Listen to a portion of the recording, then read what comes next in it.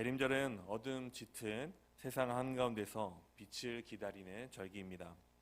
우리는 해마다 성탄 찬송을 부르지만 그 찬송들이 처음 불려졌던 시대 역시 평화와는 거리가 먼 시대였습니다. 오늘 특송으로 함께 불러주신 112장 그 맑고 환한 밤중에라는 이 찬송은 1849년 미국의 에드먼드 시어즈 목사님께서 지은 시에 곡을 붙인 찬송입니다. 그때 미국은 얼마 전 멕시코 전쟁을 치르며 많은 젊은이들이 전쟁터에서 쓰러졌고 산업화가 급속도로 진행되면서 도시 빈민과 노동자의 삶이 점점 더 피폐해졌던 때였습니다. 유럽에서는 혁명과 반란의 소식이 이어지고 미국 안에서도 노예 문제로 인하여 남북 갈등이 깊어지고 또 다른 전쟁의 기운이 맴돌고 있을 때였습니다.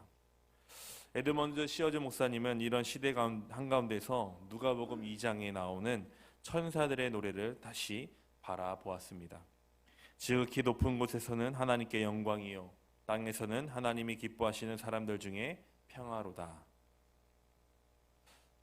이 고백이 찬송이 되어서 현실의 전쟁과 분열, 사회적 불의와 고통과는 이 너무도 멀어져 보이는 이 시대에 밝은 빛이 비추기를 간절히 소망했던 것이죠. 그래서 이 찬송의 핵심을 한마디로 요약하면 천사의 평화의 노래와 여전히 요동치는 세상 사이의 간극 속에 주님을 바라보는 그 믿음이 바로 그 중심입니다. 하늘의 노래는 이미 울려 퍼졌지만 땅 위의 평화는 아직 완전히 이루어지지 않은 그 긴장 속에서 믿음으로 함께 노래를 부르라는 그 목사님의 고백인 것이죠. 그래서 가사는 무거운 짐을 지고 한숨 쉬며 살아가는 이 땅의 사람들을 향하여 잠시 멈추어 저 천사의 노래를 들으라. 그 노래 속에서 하나님의 평강을 다시 들어보라 라며 초대하고 있습니다. 오늘 우리 역시 그때와 비슷한 시대를 살아가고 있습니다. 전쟁과 분쟁의 소식이 끊이지 않고 경제적 불안과 관계의 깨어짐, 마음의 우울과 두려움이 우리 곁을 떠나지 않습니다. 그렇기에 오늘 함께 부른 찬송가 112장의 고백은 우리 시대에도 여전히 유효한 고백인 줄 믿습니다. 천사들이 노래한 평화는 어디서 오는가? 또 그 평화는 어떻게 이 땅에 실제가 되는가? 그 질문을 품고 오늘 하나님 말씀으로 함께 나가길 원합니다. 우리가 함께 읽은 이사야 9장 6절에서 7절의 말씀은 그 평강의 근원이 어디에 있는지를 우리에게 분명히 말씀해 주시는 본문입니다. 찬성이 들려준 평화를 하나님께서 어떻게 실제 역사 속에서 이루어 가시는지를 이 말씀을 통해 함께 나누겠습니다. 먼저 첫 번째로 우리에게 난 한 아들로부터 평강이 시작된다고 말씀하고 있습니다. 여기서 가장 중요한 단어는 우리에게라는 단어입니다. 우리가 함께 읽은 6절의 말씀에 보니까 이는 한 아기가 우리에게 낳고 한 아들을 우리에게 주신 바 되었다라고 말씀하시죠. 하나님께서 한 아들을 주신 것은 막연히 인류 일반에 대한 선언이 아니라 구체적인 우리를 향한 선물로 표현되고 있습니다. 하나님의 평강은 추상적인 개념이나 감정적인 위로가 아닙니다. 한 아기의 탄생이라는 아주 구체적인 사건으로 만들어지고 있다라는 것을 우리에게 보여주고 계십니다. 우리가 하나님께 올라가는 것이 아니라 하나님이 우리에게 내려오셨습니다. 우리가 평화를 만들어 올린 것이 아니라 평강의 왕이 우리에게 찾아오신 것입니다. 또 그 아기는 그의 어깨에 정사를 메었다라고 말씀합니다.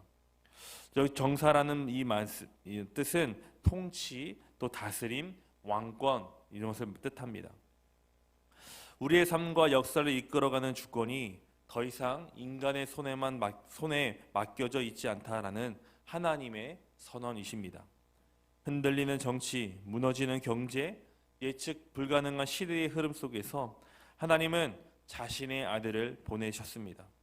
그 이유는 다름이 아니라 우리를 위한 진정한 통치와 다스림을 주님께서 감당하시고자 이 땅에 오신 것입니다. 우리는 무거운 짐으로 인해 많은 고통 중에 있습니다. 그러나 참된 왕이신 예수 그리스도께서 우리의 모든 것을 어깨에 메어 감당하시고자 우리 곁에 오셨습니다.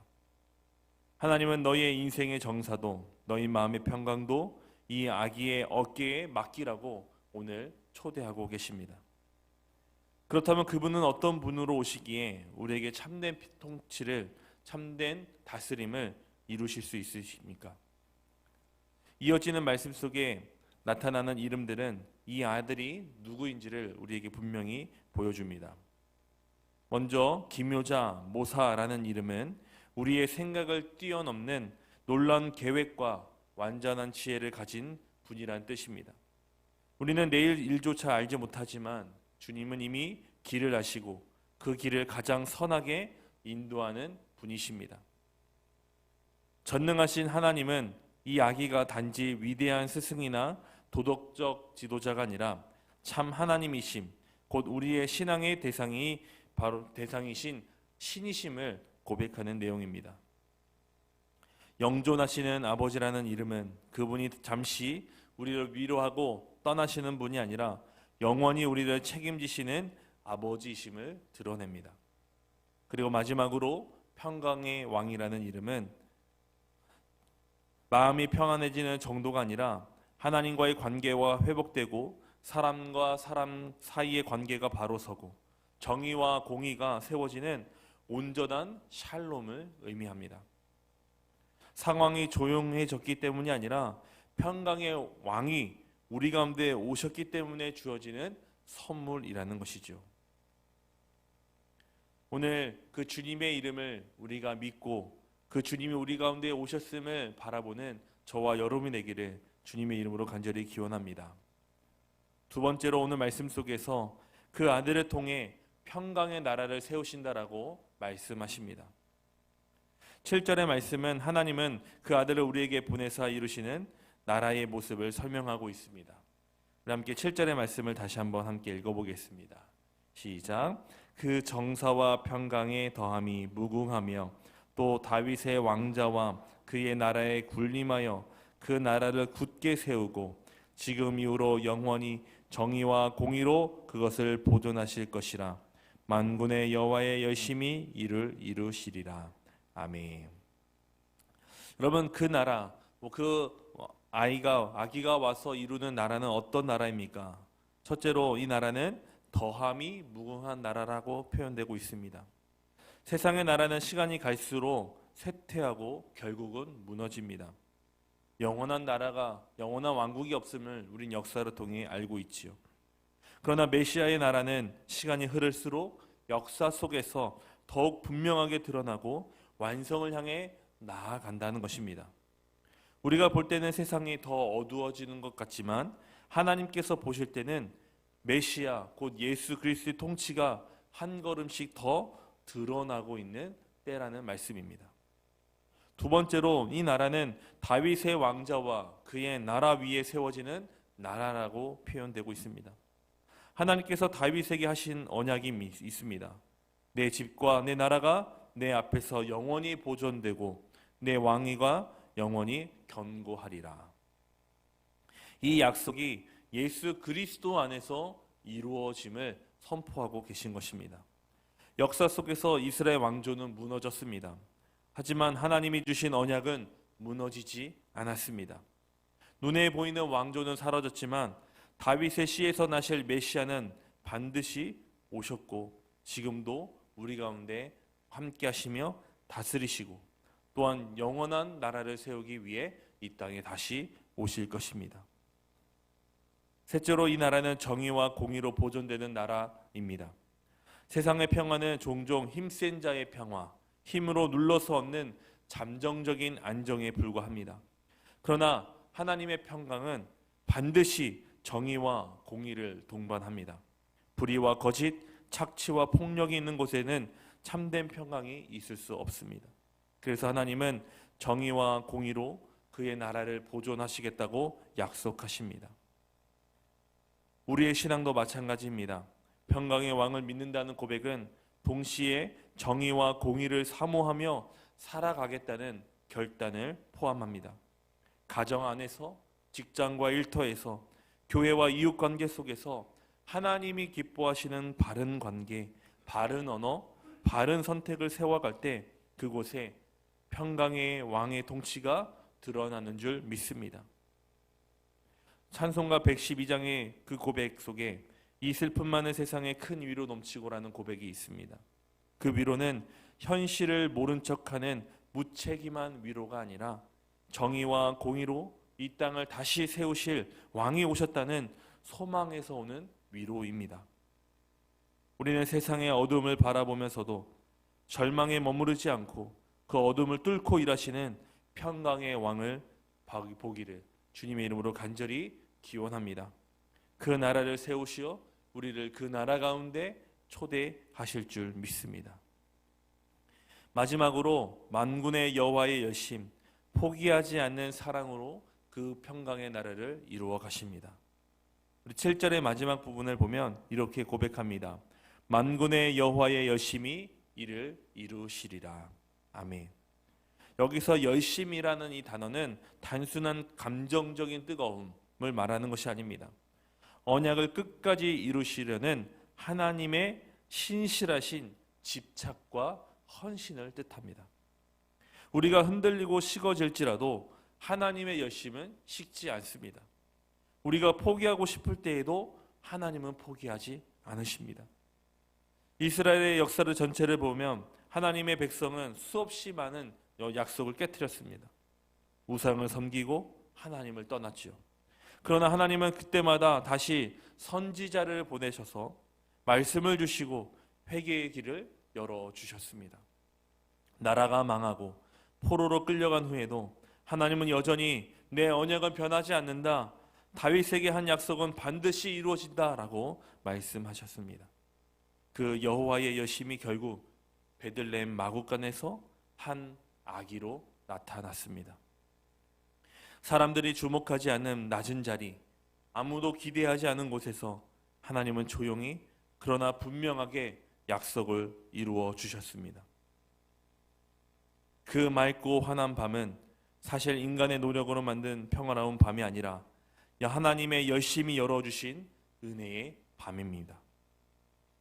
우리의 신앙생활에도 이 말씀이 그대로 적용됩니다.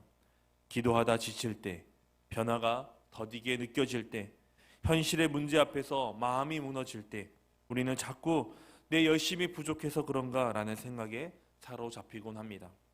물론 우리의 헌신과 순종도 중요합니다. 그러나 그보다 먼저 붙들어야 할 것은 만군의 여호와의 열심입니다. 하나님은 지금도 가정을 포기하지 않으시고 교회를 포기하지 않으시고 이 땅을 포기하지 않으십니다. 그리고 그 열심이 우리 한 사람 한 사람의 삶에도 여전히 향하고 있습니다. 대림절은 결국 내가 얼마나 잘 기다렸느냐를 점검하는 시간이 아니라 여호와의 열심이 여기까지 우리를 이끌어 오셨다는 고백 위에 다시 기다림 위에 서는 시간입니다. 그 열심을 신뢰할 때 우리는 다시 기도할 용기를 얻고 다시 사랑할 힘을 얻고 다시 베들레헴을 향해 걸어갈 발걸음을 얻게 될 줄 믿습니다. 사랑하는 성도 여러분, 찬송가 112장이 전쟁과 불의와 고통 속에 있던 시대에 하늘에서 들려온 평화의 노래를 다시 붙잡게 한 노래라면 그 노래를 오늘 우리도 다시 불러야 할 줄 믿습니다. 세상은 여전히 요동치고 우리 삶에도 해결되지 않은 문제들이 여전히 남아있지만 평강의 왕은 이미 우리에게 오셨고 그리고 다시 오실 것을 약속하셨습니다. 오늘 우리가 함께 읽은 이사야 9장 6절에서 7절의 말씀은 우리에게 분명히 말씀하십니다. 한 아기가 우리에게 낳고 그분은 평강의 왕이시며 그분의 나라는 정의와 공의로 영원히 세워질 것이라고 말입니다. 그리고 이 모든 일을 이루시는 분은 바로 우리의 열심이 아니라 만군의 여호와의 열심입니다. 그러면 오늘 이 새벽 우리는 다시 이렇게 고백하며 일어나야 합니다. 주님, 제 마음의 정사를 제 어깨만 지우지 마시고 평강의 왕 되신 주님께 맡기겠습니다. 제 가정과 일터와 교회 안에서 정의와 공의를 선택하며 평강의 나라를 미리 살아내겠습니다. 눈에 보이는 현실보다 만군의 여호와의 열심을 더 신뢰하며 베들레헴을 향해 다시 일어나 걷겠습니다. 평강의 왕을 보내시고 또 다시 오시게 하실 만군의 여호와의 여심을 신뢰하며 이 대림절을 믿음으로 걸어가 복된 하루를 만들어가는 믿음의 길을 걷는 저와 여러분이 되시기를 주님의 이름으로 간절히 기원합니다.